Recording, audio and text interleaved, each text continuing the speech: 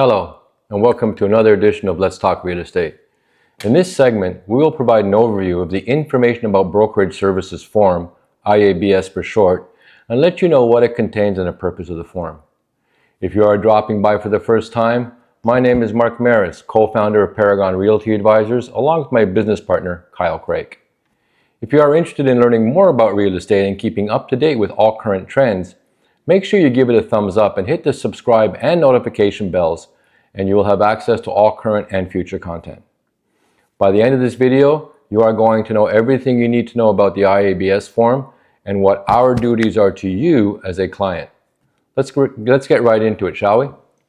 As a licensed real estate professional, we are committed to providing you with the IABS form, which clarifies how real estate agents work in Texas at the first substantive communication with a prospective buyer, tenant, seller, or landlord considering specific real property.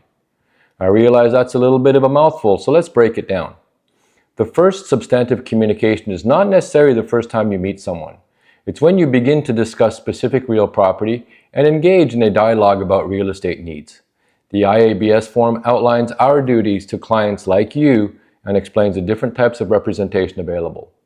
The IABS form isn't a contract, but rather a disclosure that explains the different roles a real estate broker or agent can play. It outlines how we can represent you, whether as a seller's agent, buyer's agent, intermediary, or even a sub-agent.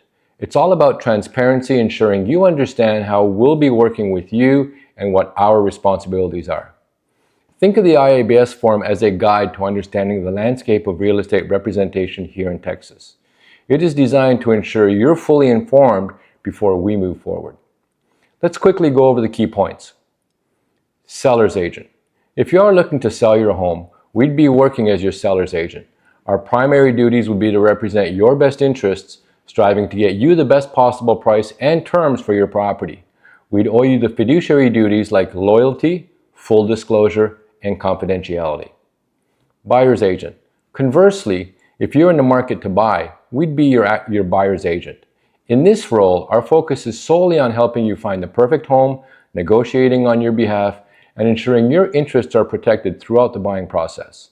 Again, we'd owe you the same fiduciary duties. The third category is known as intermediary. This is a unique aspect of Texas real estate. If by chance you were interested in a property that we had listed, meaning we're already representing the seller, and you wanted us to represent you as a buyer as well, we could operate as an intermediary. This means we would facilitate the transaction impartially without favoring either party. It's a very specific situation, and we'd need your written consent to proceed in this way with clear guidelines on how that would work. We'd appoint separate agents to advise both you and the other party if you wish. The last category is known as sub-agent. While less common these days, a sub-agent is an agent who works for the listing broker but represents the seller. They don't represent the buyer directly. The most important takeaway here is no matter which role we're in, our commitment is to operate with honesty, integrity, and fairness. This form simply outlines the legal framework of how we'll be working together. If you liked our segment on the IABS form, make sure you give it a thumbs up to the video so that we know this is the kind of content you like to like. And if you're looking for more relevant information about real estate, make sure you check out our new real estate web portal at www.paragondfw.com. That's www.paragondfw.com. Thank you so much for your time, and see you in the next video. All the best.